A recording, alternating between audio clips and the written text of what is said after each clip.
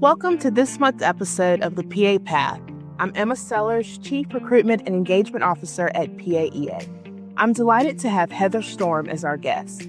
Heather Storm is the Recruitment and Engagement Manager at PAEA. She develops and leads strategies that strengthen the pathway of future PA students while advancing the organization's broader recruitment and engagement goals. Heather has worked in the recruitment and outreach space for 10 years and is passionate about eliminating as many barriers as possible on the pathway to the PA profession. Heather, welcome to the podcast. Well, thank you for having me here. I am excited to be here. So I'm going to just jump right in and have you just tell us a little bit about yourself and the work that PAEA has been doing within the recruitment space. I have been with PAEA for about 10 years and have been working in some shape or form with pre-PAs and advisors for most of that time. The work that we do with the recruitment space is we work with advisors, pre-PAs, pretty much all of those in any place within the pathway to figure out what gaps there are in knowledge about the profession and see what resources that we can try to create in order to fill those gaps and figure out the best way to get those resources out to the most people. I think what we find when people are interested in the profession, whether it's somebody who is getting ready to apply or somebody who is just interested in multiple health professions or interested in PA and maybe even interested in going into medicine in general, is that they either don't know that much about the profession, they know some information about the profession, but that's also interspersed with some misinformation about the profession, or they know about the profession, but they don't know about us at PAEA and the resources that we can provide them, what we do with CASPA and what CASPA is, how it works. So there's a lot of space for us there to provide information about the profession, provide information about the application service, and link our name as an association with the health profession of the PA profession to make sure that they recognize us as an association with the profession and know that we're a one-stop shop for them to get information. As an association also, we do a lot of work within the recruitment space where we partner with other national organizations. I work with the national profession that works with health professions advising. That organization has a membership of health professions advisors all over the country. And they also provide membership to some of our members at PA programs as well. And we provide resources to them as advisors to help them learn about how they can best advise applicants to the profession and pre-PAs as well. We also work with associations, which some of you may know about, which is like HOSA, which is Future Health Professionals, and then the National Society of High School Scholars, which we are just partnering with this year. And then we also do other recruitment initiatives, such as like the virtual admissions fairs. We work with initiatives like the PA Student Success competitions, and then our like events at the forum. And then we have started some new initiatives like creating events for our members, like the Recruitment Essentials workshop that we highlighted at Forum this year. So yeah, those are some of our initiatives. Yeah, thanks, Heather. All what you just said was incredible information, but a couple things really stand out.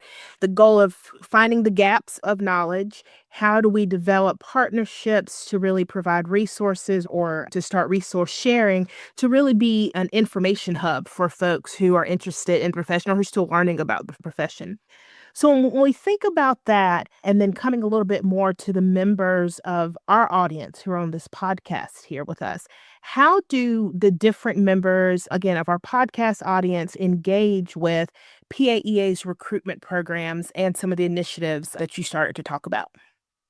Yeah, so we have a lot of initiatives that we engage with multiple members of our audience together, and then some that are more individuals. For example, like our pre-PAs and advisors engage with initiatives like I mentioned HOSA and the National Society of High School Scholars.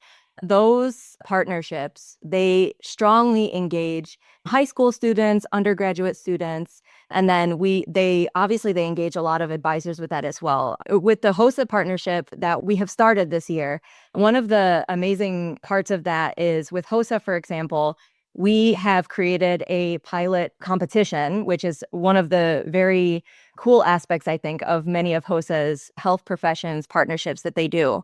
And one of the things with that is that we're going to have 3 to 5 states that will choose to engage with our competition that we've created, which is like 2 elements of a competition. And we will have students from those states that will do a test and then a part 2, which is a case study. And it's PA profession related, created by our program membership. And students will compete around those elements, and then they'll get to go to the international level competition to talk about those elements. They're learning, and we're providing resources, and they're getting to learn about aspects of the PA profession and getting to engage with those aspects while they follow the pathway to the PA profession. And then we get to be there along the way and I guess sort of shape that knowledge and provide more information as they go. We also, I talked about this before, but the virtual admissions fairs, those engage all members of our audience as well. So our PA programs purchase virtual booths and they come to talk about what is unique about their PA programs and unique about their admissions processes. And what's great about the virtual admissions fairs is if you're an established program, so you've maybe been around, you even accreditation wise, maybe you have continuing accreditation, you get to come and talk about maybe things about your program that students maybe don't know. Maybe you can bring a group of students to have a panel and talk about student life. You can talk about your cadaver lab, different things that maybe a student who is busy, a student who has different commitments that maybe can't come to your campus and see those things can join the virtual fair and engage with that and learn about that in a virtual setting. For PA programs that are newer, that are maybe even developing, that don't have as much name recognition, or even maybe like that they don't have the capacity to do as much marketing right now, as a newer program can do exactly the same thing. They can show up to the virtual admissions fair. If they haven't sat a cohort yet, they might not have the students there, but they can have their faculty there. They can talk about the benefits of a smaller class size. They can talk about the one-on-one interactions that they're able to have with their faculty. They can talk about the benefits of the newer students being able to shape the future of the program. So there's a lot of really great benefits for programs to participate. From the advisor and like pre-PA side, they are able to participate completely for free. And any questions that we have, we usually recommend that if you have questions about any of the admissions information that you can find on the website, that you usually scrub that information first and then have more in-depth questions to the program. But we usually have a booth for ourselves that we answer questions about the actual application. So you can come and ask CASPA questions. You can come and ask profession questions that we will answer. But then that students, pre-PAs, advisors are able to join and hop from booth to booth for all of those programs and learn about programs all over the country that they might not even have considered, ask questions from current students, and find out about interview schedules, find out about what the program is like, ask follow-up questions. I have had students give feedback about how they maybe didn't hear back from a program, and so they were able to find out directly from that same program what was going on and get further information, and that was why it was very beneficial for them. Students who were able to get feedback on their previous applications. So the virtual fair is a really great connecting point for everyone in the process. We have other events and competitions. We have the PA Student Success, both the event at Forum and also the competition, which engages everybody in our audience as well. So we have our current students who we see in the competition who can create the most innovative and engaging informational event during National PA Week. So these students, honestly, they're absolutely incredible. And we have our students, if they've competed in previous years, usually they build off of the materials that they've created in the past.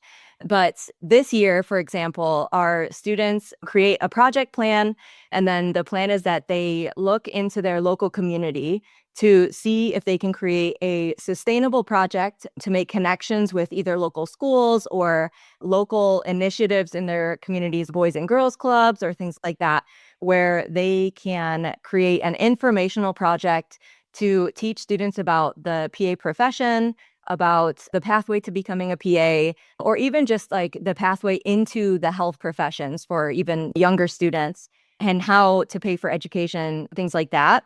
And then they create something sustainable so that future cohorts of PA students can build off of their presentation. So once those students graduate, there's something left behind to continue that community outreach in the future. This year, we tallied up all of the outreach that we had turned in from our teams, and our teams reached over, I think, 18 states it was, and then over 2,400 learners in K-12. It was incredible. So more specifically, it's a lot of stuff that we reach for our advisors and pre-PAs, and then more specific to our PA programs. We have some things like we created a recruitment and outreach toolkit, which just lives on our website. That's for like advisors and programs where we saw, again, going back to that gap in like knowledge and materials, where we wanted to encourage both our PA programs to go out and attend recruitment events. And we saw like a lot of times there's a lack of funding or ability or even capacity to be able to attend exhibit halls, recruitment events. But a lot of times there are other health professions booths that are able to attend. Sometimes we would go as the association and we might see, oh, the pharmacy college is able to go or the med school is able to go. So we decided to create this recruitment and outreach toolkit, which has all of the sort of our national level information about CASPA, about generally like the PA profession, what is a PA, all kinds of things like that, both in English and Spanish. And it's downloadable and shareable. We have this available so that both our PA programs can either bring it themselves if they're able to go, but also they can share it with any of the other schools or colleges at that program that might be able to attend any of those recruitment events so that they can still distribute information about the PA profession if they're going. And it's also available to our health professions advisors.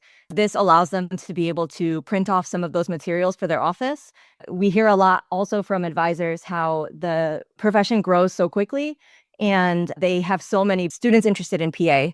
So they're like constantly needing information and materials. And so this can help them provide for that. And then we created this year a recruitment essentials workshop, which went off at the forum. And that was specifically for our programs. And that allowed for pretty much an actionable creation of a recruitment plan for anyone at the program that was able to attend. So we had PDs there, we had administrative staff, we had faculty, anyone in between. And we had 4 amazing subject matter experts who helped create the content for that workshop. And then that content covered everything from the onset of creating all of your outreach, mapping it to your mission, and then tying all of that work to making sure that it aligns with the workforce needs of your program. And I think that everybody who attended that workshop really got a lot out of it. And I know that we saw a need with that, with especially those who maybe are in the administrative staff world and maybe work with several different professions. So I think we have a lot of different initiatives. And so I hope that whoever's listening, you can go onto our website and find something that you're able to engage with. Absolutely sounds like it. There's so many things that our association does. And again, to try to catch people at whatever stage, pre-PA student, PA student, advisor, faculty, however they might be interacting with the PA student there in the education process. A couple things that, as you were talking, it really kept bringing out to me that one of the goals is to really connect current folks in the education space, again, whether you're faculty, staff, student, with pre-PAs, and to really share that information, build those connections. And in that, people might start to hear about the diversity of ways that people become a PA or how they enter into this profession. Can you talk about maybe some highlights or some things that our audience might not realize about the PA pathway that you encounter probably on a regular basis because of your position? Yeah, I think one major thing is just that there are so many ways to be on the pathway, and there's not one right way. But I think the perception is that the pathway is pretty similar or consistent. I think that is especially true, or that perception is especially true for the pre-PAs who are going through the pathway, and sometimes even for the advisors as well. And I think that we forget it on sometimes the association side and even sometimes on the program side when you're going through admissions and when you're looking to admit applicants and you're looking for something specific. And then it's easy to miss I think like you said, the diversity of the pathway itself. Something that I hear all the time is, especially for pre-PAs, is I feel like I'm the only person experiencing this. And that's so not true. And I almost love hearing that because I'm like, oh, hold on. Because I have a whole community of people that I can connect you with that have said that same exact thing. And so usually when somebody says that and then you make that connection with them, it almost feels or it looks like they're breathing for the first time because they feel very disheartened and they're so set on this career. And I know that this profession is very competitive and we have so many schools and it's very difficult and it's difficult. The admissions requirements and everything for PA admissions, it's difficult for a reason, right? Because it's very compressed and we want people to be coming out to be able to do these certain technical skills. I definitely understand that. But I think that there are a lot of people that count themselves out way too early. And I think when we're not able to bring those people in and show them that what they think is non-traditional is actually so much more traditional than what we think, that we're missing so much of the diversity that we could be having in PA school and in the profession itself. So that's what I would say. I think that we need to be much more aware. Our audience might not realize that there's not one way to be on the PA pathway, that there's not one type of pre-PA, there's not one type of PA student. And before you think, oh, I'm the only person that's experiencing this, try to find some groups, reach out to us. We might be able to connect you with a community. We probably can connect you with a community. And most likely, you're not the only person going through the situation. So don't give up yet. Yep, no, absolutely. I love that. And one of the things I've loved about working with PA educators is to hear about the different paths that they all took. And to your point, that there's such a rich diversity of how people got here, and they bring all of that with them into the profession, which of course just makes for such a richer healthcare experience. I'm going to shift a little bit to talk a little bit about the past few years. We've had slight events, COVID, pre-COVID, post-COVID. We're still dealing with some of the impacts of that time period there. Can you talk to us a little bit about some of the changes you have seen in the recruitment process over the past few years or so? Yeah, I think two things, but maybe they're all wrapped up into one. And it might be more of a shift to like the digital world itself, but I do see a tie to COVID for me. But one is just a move to virtual in general, whether that's an increase in virtual shadowing. So I think more of our programs post COVID have accepted virtual shadowing a bit more and have scaled back some of the shadowing hours and been more accepting of virtual shadowing in general. I think seeing the benefits of virtual shadowing and being more discerning of like virtual shadowing experiences. There are some organizations like the National Society of Black PAs, which I know Catherine Reed was on a previous episode here talking about that, who offer really great virtual shadowing experiences. And there are others that do as well, that students can take advantage of. And in a world where sometimes rotations are hard to find and hospitals and clinics and things like that, it's still sometimes really difficult to get shadowing experiences. So sometimes virtual shadowing is what you have to do, or you have to get an interview with a PA instead, where you can ask them a lot about the profession instead. I think it's really important and great when schools are more accepting of the virtual shadowing. The other thing is with the virtual space there, a move to the virtual interviews. I think so many more programs have allowed and switched to virtual interviews, at least for part of their interviews. And that has been a huge help, I think, to decrease barriers for applicants. When you look at how much it costs to already have to pay for application fees, to have to pay for a seat deposit and supplemental application fees, to then have to worry about, most applicants aren't applying to just one program.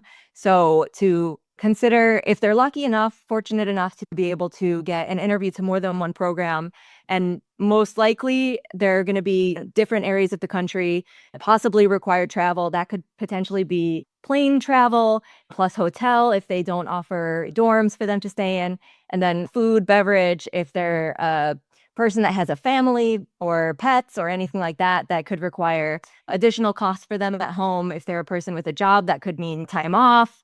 So I think there's just so many things to consider when you're thinking of both from the program side, offering interviews, and then from the applicant side, considering how many schools you're applying to, and then whether or not they offer virtual interviews or not, that in-person interviews can be a large barrier.